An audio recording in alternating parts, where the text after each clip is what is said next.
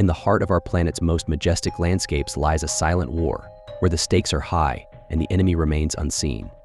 Welcome to Poaching, an international crisis. Across the world, from the savannas of Africa to the rainforests of Asia, a serious and well-hidden threat materializes over precious wildlife.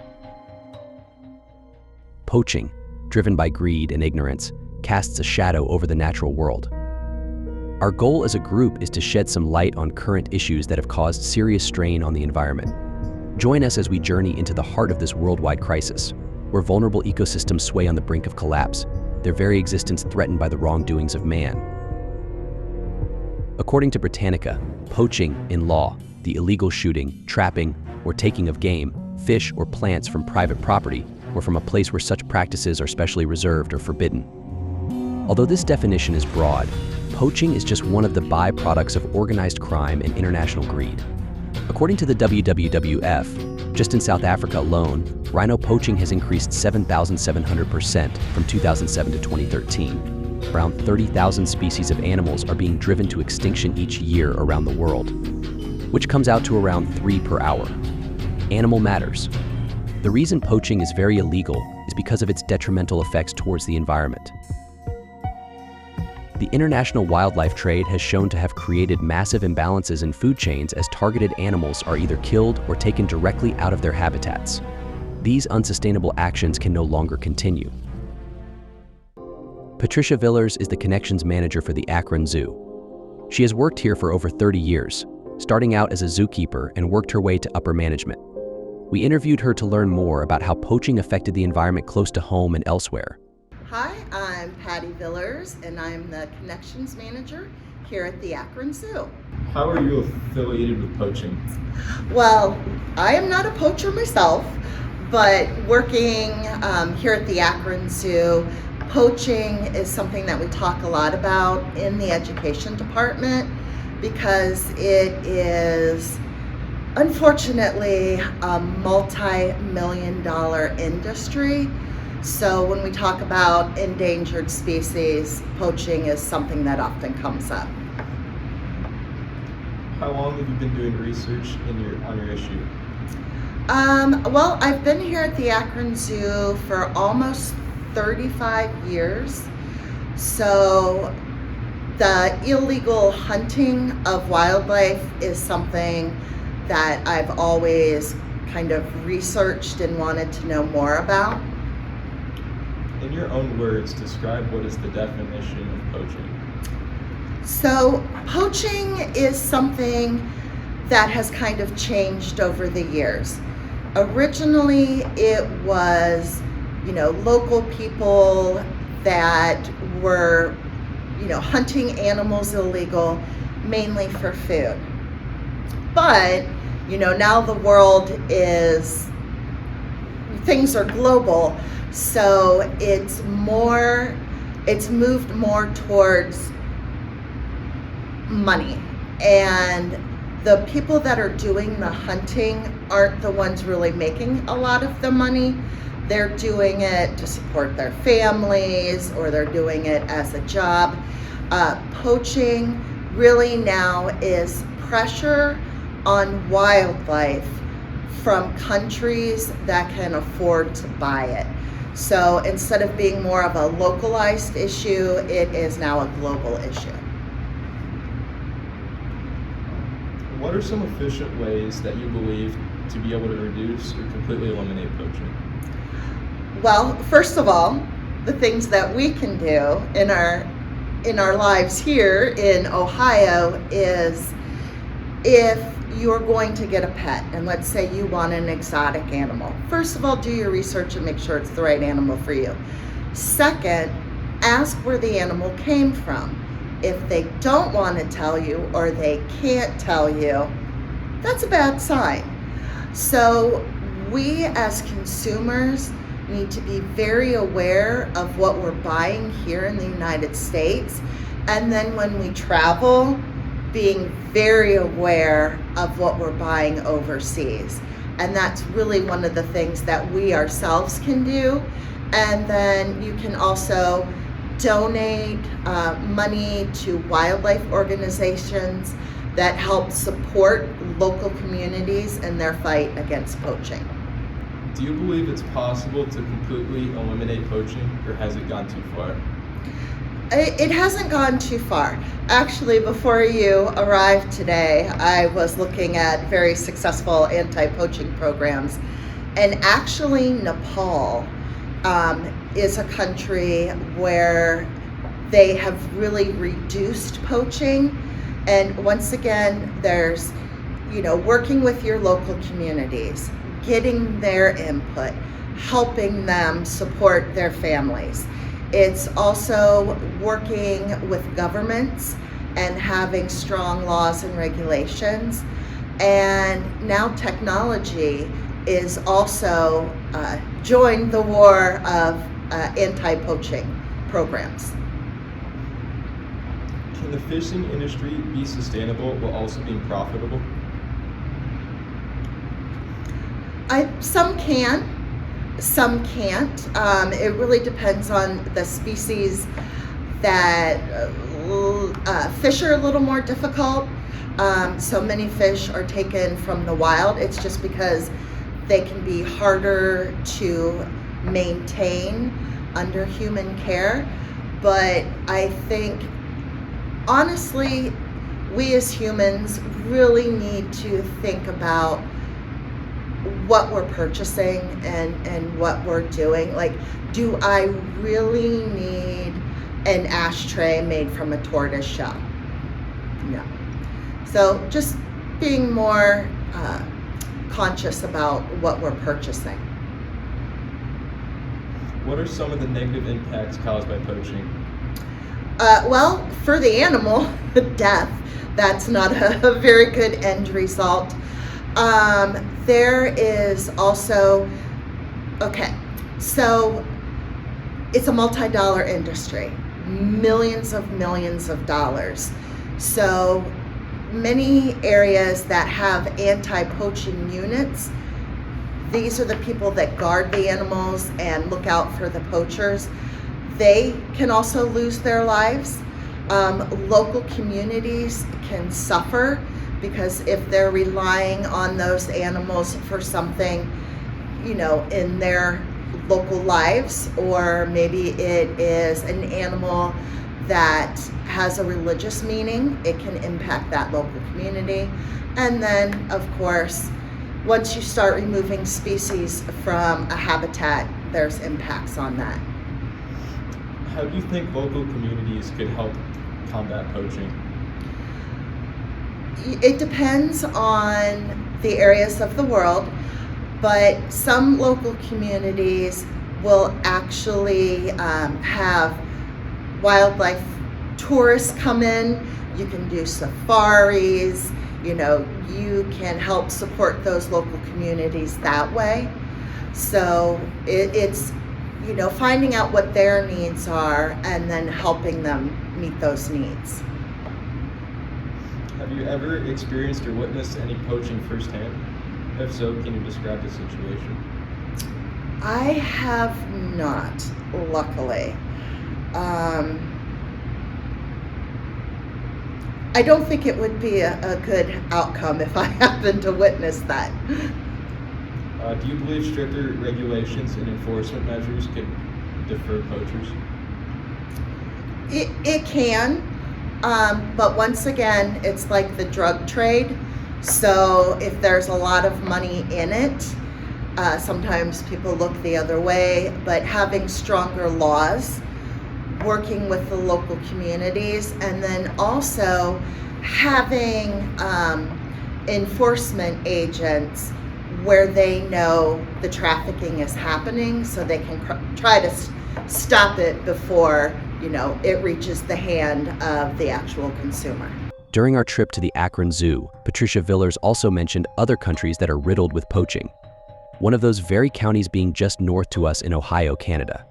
In Canada, they have many endangered animals being poached, such as moose, geese, and cougars, but very few are sought after as much as black bears. Ernie Cooper has been working as a biologist, wildlife conservation advocate since 1988, and was former federal game officer. In the interview, he went into great detail about how black bears are poached in order to sell their gallbladders. Bear gallbladders have been a valued ingredient for traditional Chinese medicine for thousands of years. There is one bile salt found in bear gallbladders, tauroursodeoxycholic acid, that is an anti-inflammatory, and that's what the product is used for. Nowadays, that same bile salt is readily synthesized, and there's no need to hunt bears for their gallbladders. The paws, on the other hand, are seen as more of a delicacy, although they are considered to be healthful to eat. So it's somewhere in between a true medicine and a true foodstuff. The bear species in Asia are all quite endangered, mainly because of habitat loss and overhunting for, amongst other things, their gallbladders. In Canada, black bears are in really good shape. We have a lot of black bears and their numbers are increasing. And at this point, poaching is not a conservation concern. However, it does occur. There is a market for their gallbladders, there is a market for their paws, and other products from bears.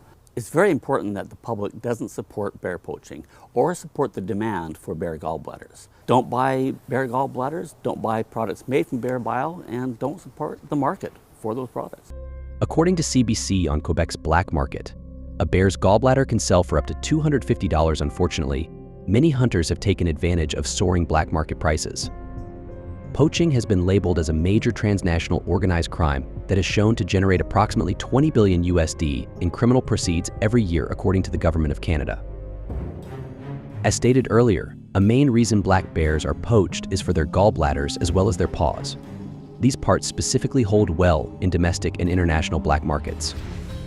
The gallbladders are usually harvested for a specific type of bile salt known for use in traditional Asian medicines, and the bear paw is known for being involved in many traditional Chinese delicacies. For these reasons, black bears became prized and sought after around the middle of the 20th century. Illegal hunting and trapping caused a large decrease in numbers in the 1990s, but the populations have fortunately been growing back steadily. Black bears play a very important role in their food chains and in their ecosystems as they maintain populations of deer and other prey, along with spreading plant and berry seeds through their foraging habits. The conservation of black bears is crucial for forest regeneration and healthy habitats.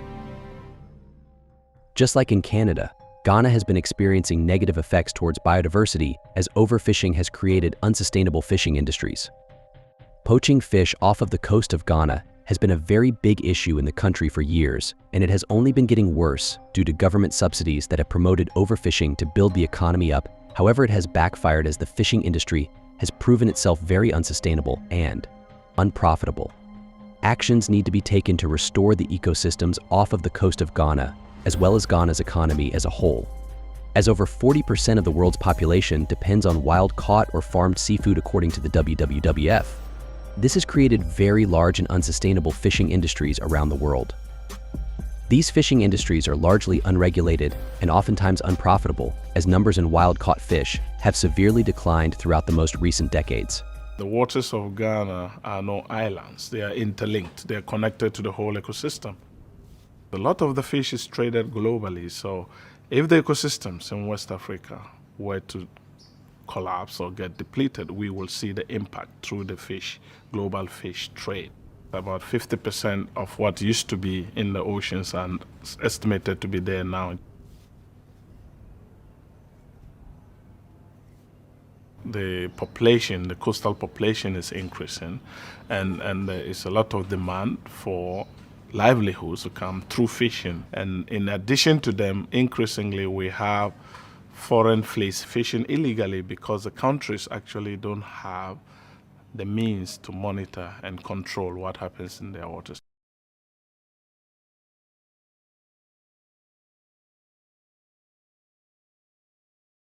You know, fishing subsidies allow the European boats, makes it possible for them to travel all the way to West Africa to fish. Fisheries subsidies are very simply payments from the government to the fishing sector. So these are payments that make fishing more profitable than it would be without them, because their cost of doing so is covered by their government, by the EU government. And that is simply what happens here. The World Trade Organization are currently negotiating and talking about fishery subsidies to find a way to eliminate them, the harmful ones, globally, because that is the only way to do it. Otherwise, if one country removes their subsidy and another doesn't, they have an advantage in the market and so on. So we need a global solution. The fish populations are going down, so you have more people trying to catch the fish, which is less and less available. This lack of fish leading to impacts on the livelihoods of families, fishing families, leads to lack of ability to pay for kids to go to school and therefore increase their possibilities and opportunities is a big issue, and it reinforces the vicious cycle.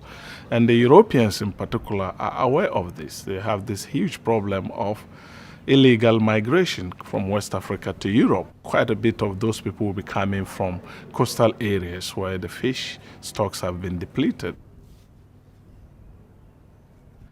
People sitting in various parts of the world need to know a few things. And one of them is that we have oceans that are interconnected. So what happens in Ghana is not just going to affect Ghanaians, which means you might not get the food, the fish that you're eating now on your table anywhere in the world, in California or in China, wherever. We need to find a way to get people to pull back from their immediate instincts of going for the last fish rather than finding ways to rebuild. One of the things that a consumer, for example, can do is to try to find fish that comes from sustainable systems. And there are a number of efforts globally, and the leader in this is the Marine Stewardship Council. They give certification, they do rigorous tests of the fishery, and if they believe it's sustainable, they give you a certificate which you can then use to market your fish. And so that will be one way of doing this.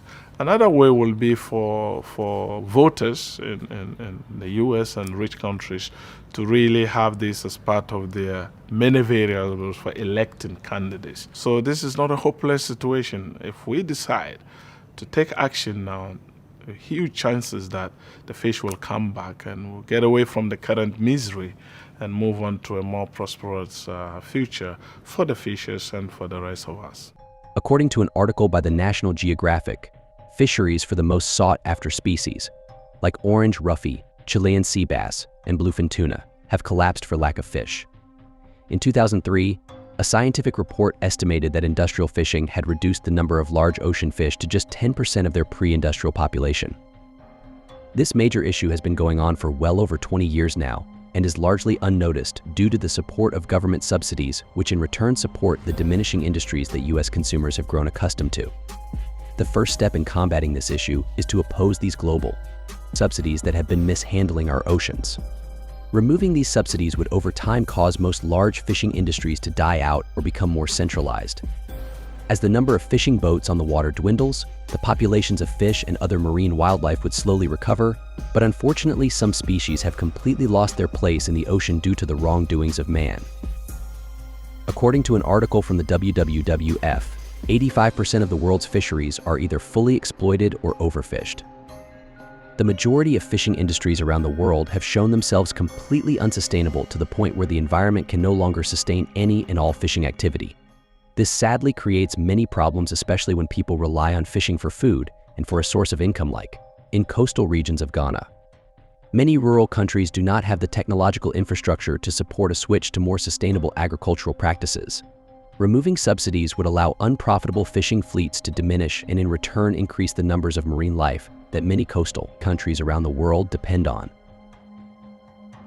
Fortunately, much can be done to reverse the drastic effects of poaching, overfishing, and illegal hunting. Combating government subsidies would slowly but surely limit the capabilities of large fishing industries, as well as promote sustainable methods to fishing. Limiting organized crime along with international black markets would help to reduce the number of poached animals across the globe and promote a safer and less corrupt society. Eliminating poaching should be a #1 priority, as millions of animals and environments have suffered for way too long. We as a society need to strive for a balanced and sustainable relationship with nature, as we have strained it to its breaking point. It is necessary to eliminate poaching, as poaching is the largest direct threat to the future of many of the world's endangered species. With your help, we can put this issue in the past and create a healthier, stronger, and righteous world.